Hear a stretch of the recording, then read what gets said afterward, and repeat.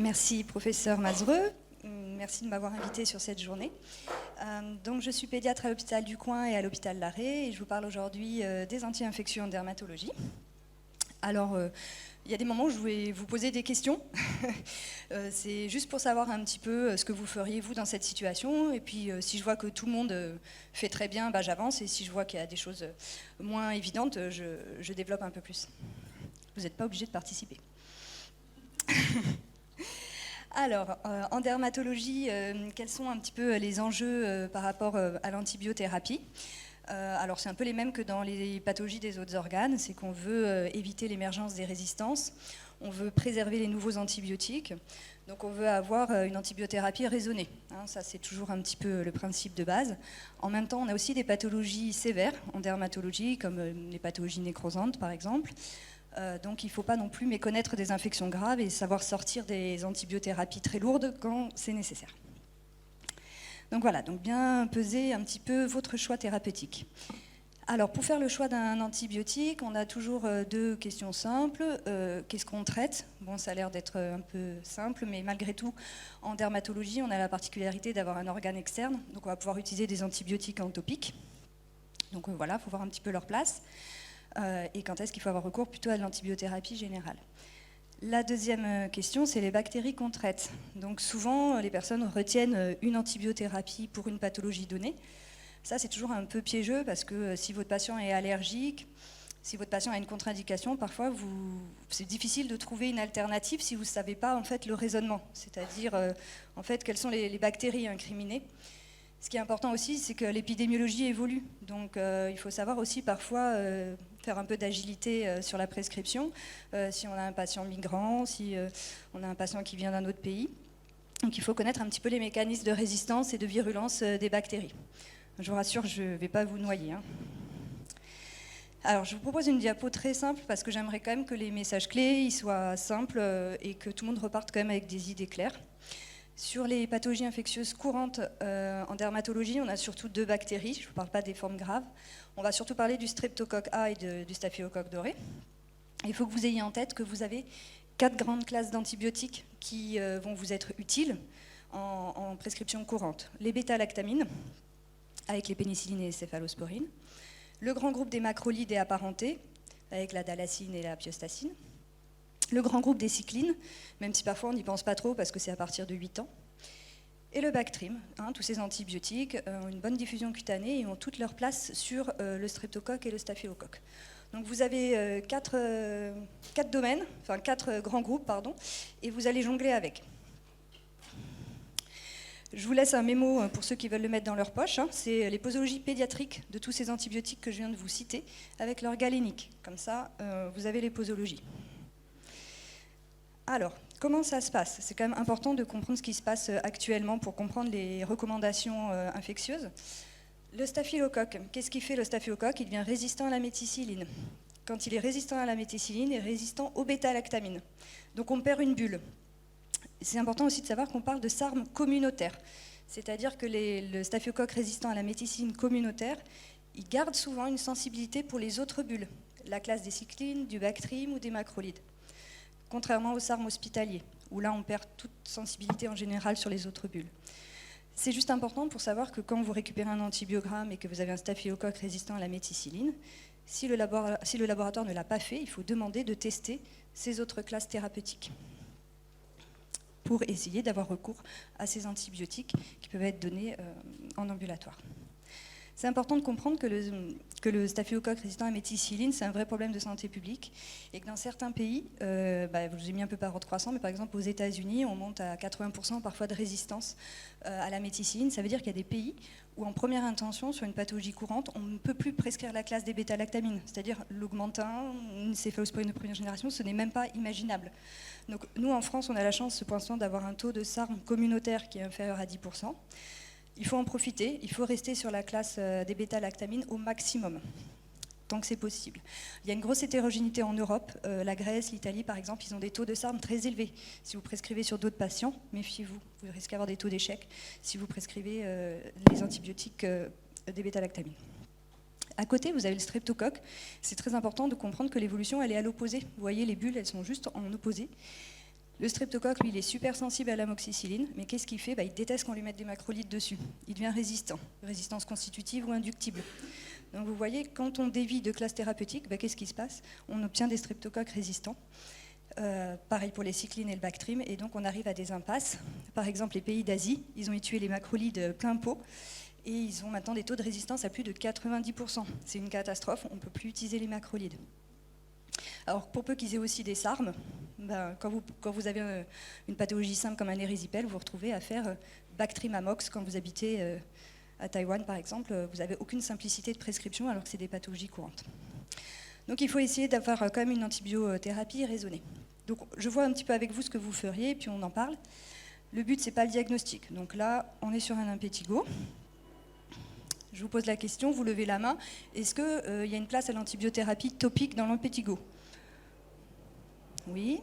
Est-ce que... alors, je vous rappelle juste, c'est plutôt pour les formes pas trop étendues. Est-ce que vous faites une application d'antiseptique? Est-ce que vous prescrivez de la biseptine quand vous traitez un impétigo? Un peu, donc pas d'indication. Est-ce que vous réalisez une détertion? Pas trop. Il n'y a pas de piège, vous pouvez quand même lever la main.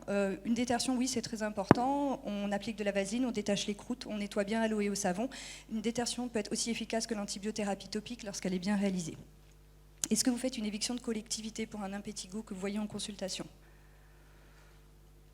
Alors oui, mais c'est pas 24 heures.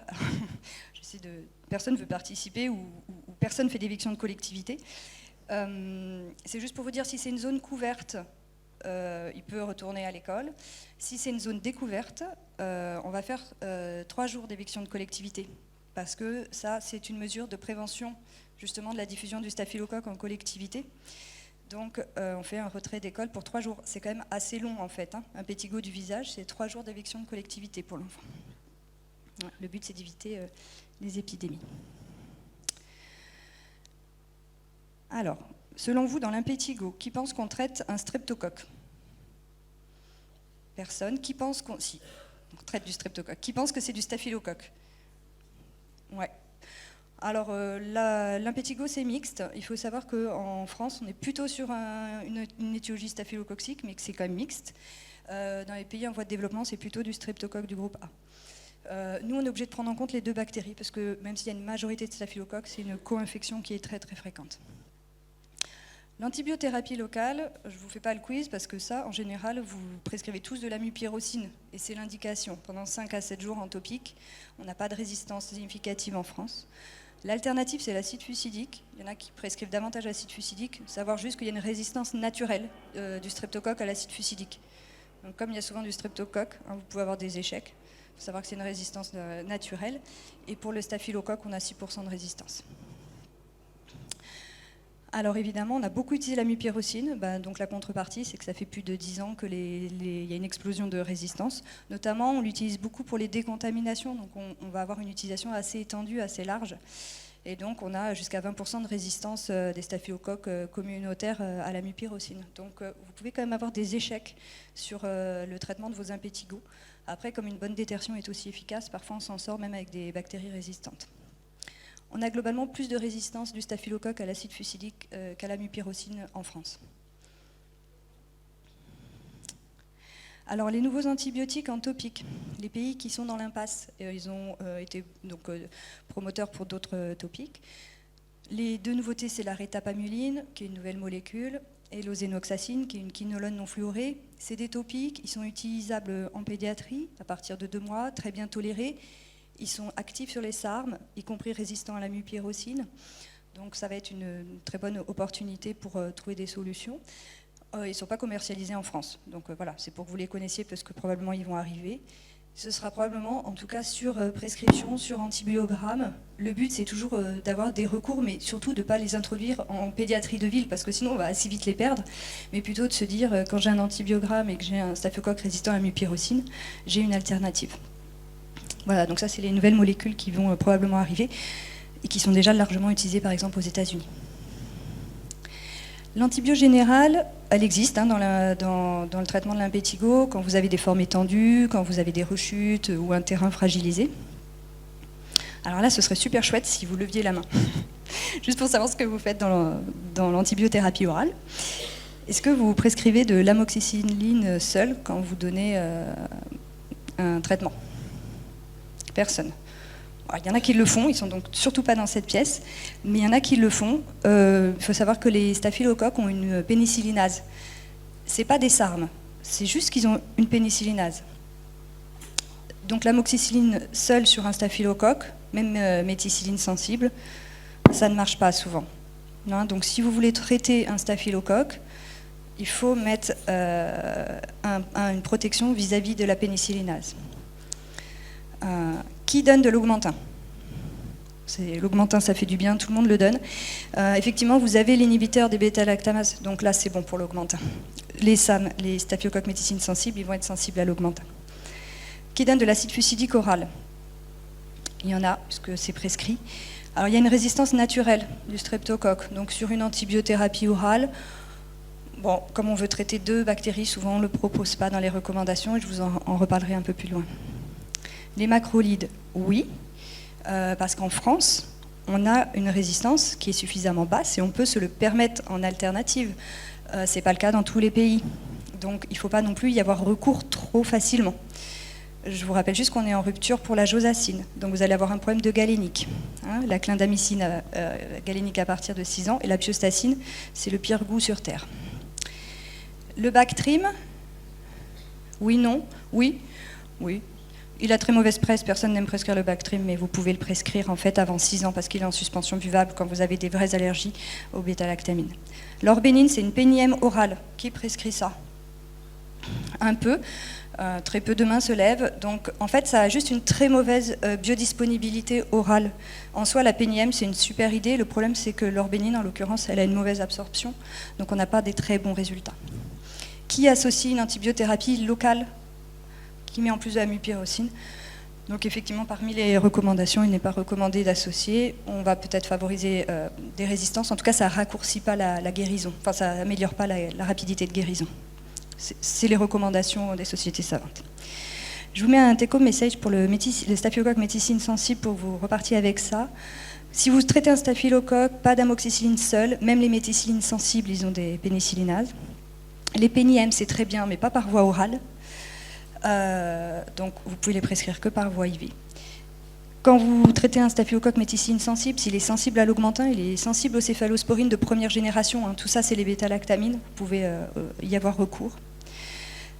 Globalement, restez sur le groupe des bêta-lactamines autant que vous pouvez pour essayer d'épargner les autres classes thérapeutiques et éviter les émergences de résistance.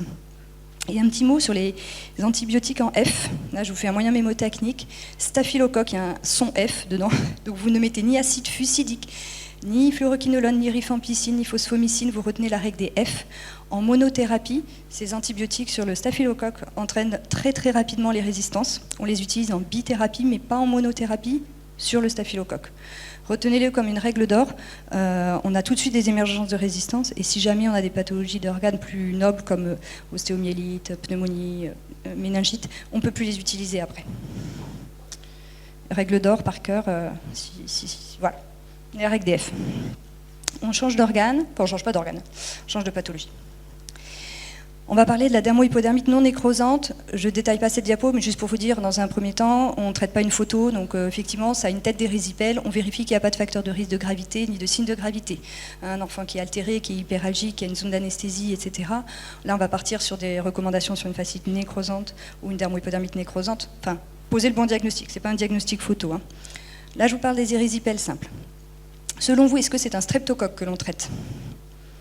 Si personne ne traite le streptocoque sur les érysipèles, je me fâche. Le staphylocoque, oui. Alors, c'est les deux. C'est un peu une particularité de l'enfant. C'est majoritairement une pathologie streptococcique. Et chez l'adulte, quasi exclusivement. Donc parfois, on oublie que chez l'enfant, pour le coup, c'est quand même mixte. Il y a quand même du staphylocoque dans les érysipèles simples. Levez la main si vous le souhaitez. Qui donne de l'amoxicilline seule sur un érysipèle ?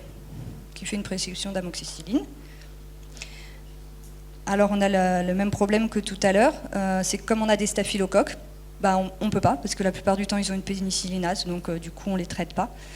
C'est une différence par rapport à l'adulte, parce que l'adulte, comme c'est essentiellement une pathologie streptococcique, bah oui, la recommandation c'est amoxicilline seule chez l'adulte, souvent, mais parce qu'eux, ils n'ont pas de staphylocoque. Qui donne de l'augmentin sur un érysipèle simple? L'augmentin fait toujours du bien. Qui donne de la clindamycine, par exemple s'il y a une allergie ou une contre-indication. On n'est pas trop à l'aise parce que la clindamycine c'est à partir de 6 ans, mais on est tout à fait dans les recommandations en cas d'intolérance, je vous répète, aux bêta-lactamines qui doivent rester l'antibiothérapie de recours. La piostacine, pathologie d'huile courante, très bien, on y va. Le seul problème c'est que le goût c'est dégoûtant. Le Bactrim, pas trop bonne presse, effectivement, mais bon, c'est la recommandation en dessous de 6 ans, en suspension buvable, on n'a plus de josacine. Voici les recommandations du GPIP. Vous voyez que le GPIP, c'est le groupe des pathologies infectieuses pédiatriques. Première intention, augmentin, ça vous l'avez compris. Alternative, céphalosporine de première génération. Eux, ils poussent vraiment pour qu'on reste dans la classe des bêta-lactamines. Hein. Vraiment, ils font tout pour se dire, si pas parce que votre patient est allergique à l'amoxicilline, que forcément vous devez exclure les céphalosporines. Vous pouvez peut-être quand même tenter une céphalosporine de première génération.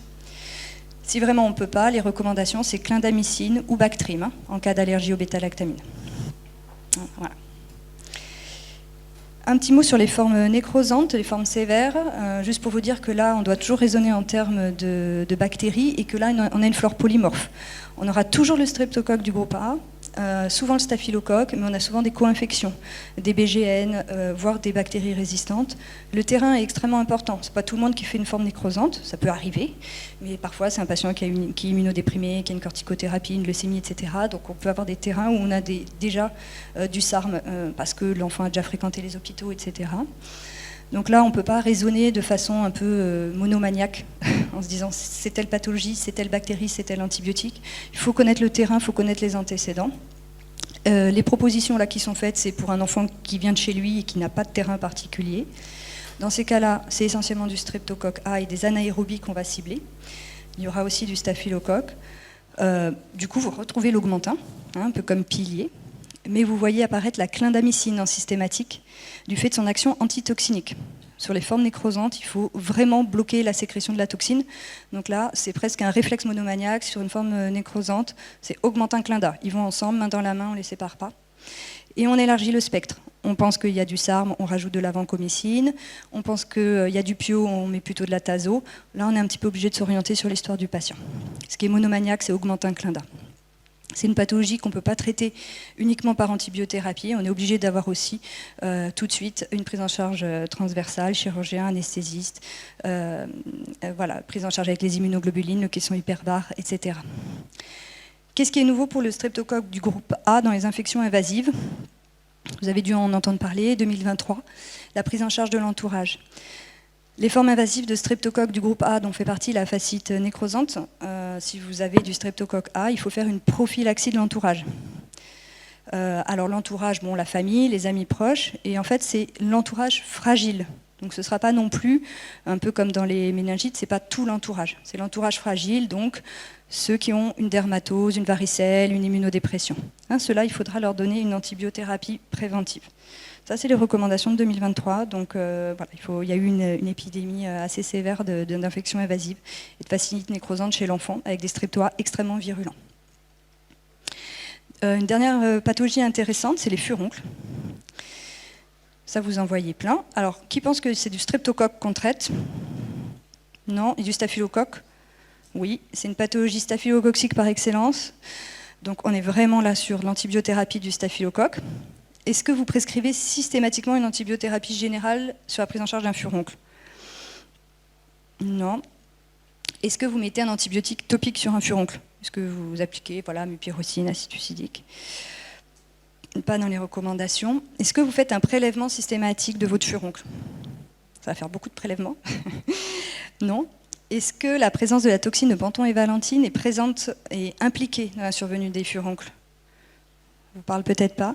La réponse est oui. En fait, quand vous avez des furoncles, vous avez très probablement un staphylocoque sécréteur de la toxine de penton et valentine. Pas de panique, voilà, elle circule librement, mais en fait, il faut quand même savoir qu'elle y est très probablement. C'est juste qu'on, comme on ne prélève pas, on ne l'identifie pas. Mais dans des études qui ont prélevé et identifié, on était à 60% de staphylocoque sécréteur de la toxine. Est-ce que vous traitez différemment si le patient a une furonculose, c'est-à-dire il fait des furoncles à répétition, ou si c'est un premier épisode? Traitez pareil, vous traitez différemment. Est-ce que vous traitez différemment? Oui, vous traitez différemment. Alors, les recommandations en fait, pédiatriques et adultes, c'est les mêmes pour les furoncles. Sur un épisode isolé, premier furoncle, voilà. Soins d'hygiène pour éviter la contamination, linge individuel, on lave, etc. On protège le furoncle pour éviter que tout le monde le touche. Pansement humide pour favoriser l'expulsion de la zone de nécrose, voire incision. Mais finalement, pas d'antibiothérapie topique, pas d'antibiothérapie générale. Il y a une coque probablement tout autour, les choses vont se faire naturellement, l'immunité naturelle du patient est là. Et en pathologie infectieuse pédiatrique, on n'insiste pas plus sur l'antibiothérapie. Après, j'insiste quand même sur le fait qu'il y a une place pour l'antibiothérapie générale, parce que voilà toutes les indications d'antibiothérapie générale dans la prise en charge des furoncles. Donc il faut quand même savoir qu'il y a une place à l'antibiothérapie. Donc pour l'enfant, si c'est une récidive, et puis tous les facteurs de fragilité, les âges extrêmes de la vie, les localisations fragiles, les terrains fragilisés, les énormes furoncles, les échecs de drainage, etc. Donc vous avez quand même pas mal d'indications où l'enfant il repart avec sa petite ordonnance d'antibiotiques et les soins locaux. En théorie, si vous mettez une antibiothérapie générale, c'est que vous avez évoqué un furoncle compliqué, donc vous demandez un prélèvement pour identifier la souche microbienne et éventuellement chercher une souche résistante. Alors, est-ce que, quand on prend la décision de traiter le furoncle, est-ce qu'on fait, comme on a dit précédemment, plutôt la classe des bêta-lactamines, ou est-ce on s'inquiète du staphylocoque résistant à la méticilline? Les recommandations, c'est qu'en première intention, on s'accroche à la classe des bêta-lactamines, parce qu'en France, pour l'instant, on n'a pas de problème avec les SARM communautaires, même si on est quand même pas loin des 10%, cette recommandation ne va peut-être pas durer. Mais on reste super prudent, et on n'hésite pas à dégainer des alternatives et à couvrir en probabiliste le SARM, dès que c'est des récidives, dès que c'est des patients qui ont voyagé, dès que c'est des immunodéprimés ou des patients qui ont eu beaucoup d'antibiotiques. Ça, c'est des facteurs de risque de SARM. Dans ces cas-là, on ne joue pas et on leur met plutôt une alternative, clindamycine, synergistine, Bactrim, cycline. C'est pour ça aussi qu'on vous demande de prélever, parce que là, vous allez dégainer une antibiothérapie alternative, donc c'est bien d'avoir une identification microbiologique. Donc pour les furoncles, la règle d'or, c'est un épisode isolé. Ok, je mets des antibiotiques, mais si c'est la première fois, je vais plutôt tenter mon sacré sein augmentin. Si je dégaine autre chose, je pense à prélever. On fait toujours les soins locaux. Si vous récupérez un antibiogramme et qu'il n'est pas en adéquation avec votre prescription, mais que le patient va bien, on ne rattrape pas. On essaie toujours de limiter le nombre d'antibiothérapies. Je vous rappelle que dans les furonculoses, et je vous l'ai mis en annexe, il faut faire un bilan immunitaire et une décontamination des gîtes. Je ne sais pas si quelqu'un surveille l'heure, parce qu'on devait me faire un petit signe. D'accord. Du coup, je termine sur les nouvelles antibiothérapies, sur les SARM hospitaliers. Donc là, vous vous souvenez des 4 bulles du début. Quand on a un staphylocoque qui est résistant, notamment à l'hôpital, on a des mécanismes de résistance où là, on va couvrir, bien sûr, la classe des bêta-lactamines par définition, mais aussi les alternatives, les macrolides, les cyclines et les Bactrim, vos 4 bulles du début. Sur ces staphylocoques résistants, ce qu'on propose en général, c'est la vancomycine. Vous connaissez tous, ou le técoplanine, le targocide. Le problème, c'est que petit à petit, les staphylocoques sont devenus aussi résistants en fait, à la vancomycine. À l'hôpital, on a régulièrement des CMI supérieurs à 2. Et puis, ce n'est pas des antibiotiques si simples d'utilisation que ça. Il y a des enfants qui sont allergiques à la vancomycine, c'est des perfusions longues, parfois difficiles à adapter à la fonction rénale, sur les pathologies sévères, comme une fascite nécrosante, ça peut être difficile. Il y a des nouveaux anti-SARM, alors nouveaux depuis 2001, mais ils mettent un peu de temps à arriver en pédiatrie parce que d'abord on les teste chez l'adulte et après souvent ils arrivent en pédiatrie. Moi, je vais vous parler surtout du linezolide, de la daptomycine et de la ceftaroline, qui sont utilisés en pédiatrie. Donc, savoir quand même qu'il y a ces outils et que vous pouvez les voir circuler. Alors, le linezolide, ça a été un super antibiotique quand il est sorti, parce que c'est quand même un anti-SARM par voie orale. Un peu comme si vous preniez de la vancomycine par voie orale. Donc c'est quand même super facile d'utilisation. Attention, du coup, grosse tentation de l'utiliser en médecine de ville, et c'est pas son indication. Aux États-Unis, ils commencent déjà à l'utiliser beaucoup en médecine de ville. Du coup, ils ont énormément de résistance au linezolide. Nous, il n'a pas du tout sa place en médecine de ville. C'est un antibiotique qui a une action antitoxinique, donc qui est vraiment très intéressant. On dirait son défaut, c'est qu'il est bactériostatique. Donc l'utilisez pas en première intention sur une infection invasive, type fascite nécrosante ou autre, parce qu'il est bactériostatique. Donc il faut l'utiliser plutôt sur une pathologie qui est stabilisée. Donc sa place actuellement, c'est plutôt en fin de traitement, quand on enlève les perfusions. On traite une pathologie sévère à SARM. Et bien, sur la fin de traitement, on n'a plus de voie veineuse. On va terminer avec le linezolide, à condition d'avoir un antibiogramme. Voilà, il y a une très bonne diffusion cutanée. L'émergence des résistances, elle est sans, comment dire, sans secret pour personne. Il est arrivé en 2011, tous les staphylocoques étaient sensibles. Bon, déjà en 2019, vous voyez l'évolution des résistances. Donc c'est sur antibiogramme aussi et aucune place en utilisation courante. Sinon, on va plus du tout pouvoir l'utiliser très rapidement. L'adaptomycine, c'est un antibiotique qui se met que par perfusion, que du coup, pareil, vous retrouverez que sur les prescriptions hospitalières. Très bonne diffusion cutanée, bactéricide, une sorte de super vanco du coup. Son petit défaut, c'est qu'il faut surveiller les CPK, une petite toxicité musculaire. Ces recommandations, pour l'instant, la place de l'adaptomycine, c'est si on a un SARM qui est résistant à la vancomycine. Donc voilà, on a cette alternative qui est l'adaptomycine, qui est très efficace avec une excellente diffusion cutanée. Donc, le dernier, c'est la ceftaroline. Donc ça, c'est intéressant parce que c'est une céphalosporine de 5e génération. Et là, on arrive de nouveau à couvrir le staphylocoque. Alors que je vous ai dit au début, s'il est résistant à la méticilline, il est résistant aux céphalosporines. Mais pas aux nouvelles céphalosporines comme les 5e génération. Et là, vous associez un spectre sur les BGN et en plus sur le SARM. Donc très intéressant sur des pathologies cutanées où on a une flore polymorphe. Ça vous permet de simplifier un anti-BGN plus de la vanco. Au lieu de faire augmentin vanco, vous faites ceftaroline par exemple. Voilà pour les dernières recommandations. Je vous ai mis en annexe pour ces nouveaux antibiotiques plus d'informations pour ceux qui travaillent à l'hôpital et qui souhaitent en savoir un peu plus. Alors, en conclusion, pour retenir quand même les choses les plus importantes, toujours une antibiothérapie raisonnée. On a revu les indications et les non-indications des antibiothérapies. On essaie de se caler sur les recommandations. L'antibiothérapie n'est pas systématique sur toutes les pathologies infectieuses. Les sociétés savantes nous renvoient beaucoup sur les bêta-lactamines. Actuellement, les niveaux de résistance nous permettent de faire ce choix et d'éviter d'inonder avec des antibiothérapies hautes comme les macrolides, qui vont entraîner des résistances très rapides. Les macrolides ont un très fort pouvoir de sélection. Donc essayez tant que vous pouvez de retourner sur les bêta-lactamines. N'oubliez pas que vous avez l'augmentin, mais vous avez aussi les céphalosporines de première génération que vous pouvez utiliser quand un enfant ne tolère pas bien l'augmentin. Les autres classes thérapeutiques en ville, on peut les utiliser quand on a allergie ou staphylocoque résistant à la méticine communautaire. Et là, on va dégainer clindamycine, Bactrim, cycline, vous pouvez les utiliser. On reste vigilant sur l'émergence des staphylocoques résistants à la méticine. Ça veut dire que vous devez quand même toujours vous poser la question d'où vient votre patient, quelle est son histoire. Ne pas hésiter à prélever parfois pour documenter quand même ces pathologies cutanées.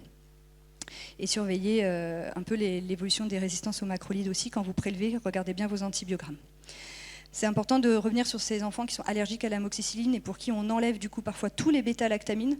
Je crois que ça, c'est pas une bonne habitude qu'on prend. Il faut aussi essayer d'identifier ces patients parce que il ne faut pas retirer cette classe-là un petit peu en systématique quand ils sont très jeunes. Après, pendant des années, ils ont des macrolides. Et il y a une vraie perte de chance, du coup, sur les traitements des pathologies courantes. Je vous remercie.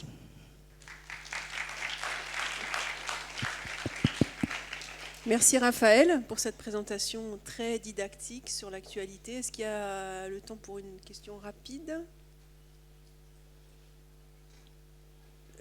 Alors Eric, on va te passer le micro et après. Oui, bonjour, merci. Bonjour, merci.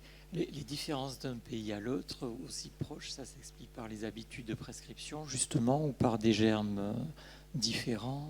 On est un peu étonné de voir que des pays très proches ont des taux de résistance parfois très...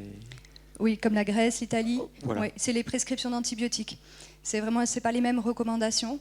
Après, sur d'autres pays très éloignés, enfin plutôt l'Asie par exemple, alors eux, c'est clairement l'accès libre aux antibiotiques et des prescriptions complètement effrayantes, enfin vraiment. Italie et Grèce, ils ont pas les mêmes recommandations. Par exemple, les macrolides, ils l'utilisent beaucoup plus facilement.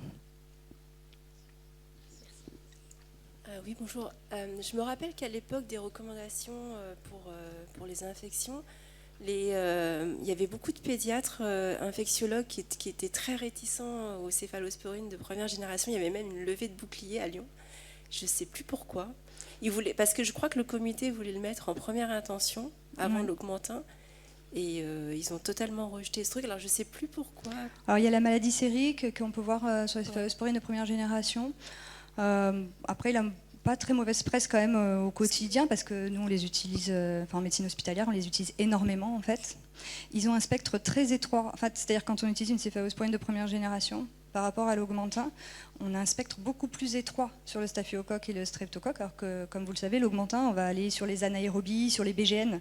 Donc au niveau de la flore digestive, on va énormément agir aussi. Donc je crois qu'on aime quand même beaucoup les céphalosporines de première génération. Mais voilà, après, le seul effet secondaire un peu plus spécifique, c'est la maladie sérique, qu'on voit très très peu. Hein. Donc je ne sais pas. J'avais juste une petite remarque. C'est vrai que le Bristopen n'existe plus maintenant. Mais moi, à l'époque, quand je le donnais pour des impétigos bulleux, ça marchait très bien en oral, quoi. J'avais aucun problème et du coup, voilà. Oui. C'est Après, c'est pas zéro. Hein. Enfin, quand on dit mauvaise biodisponibilité, je pense que... Mais c'était les tests en labo qui ont vu que c'était pas biodisponible, donc du coup, ils ont déremboursé. C'est un peu dommage parce que... Je pense que ça dépend ce qu'on traite aussi. Je pense qu'ils n'ont pas voulu prendre le risque pour les dermohypodermites en fait. Je pense que pour l'impétigo, on n'est pas sur les mêmes, flore bactérienne. Le dermohypodermite, on est sur des pathologies plus fréquentes.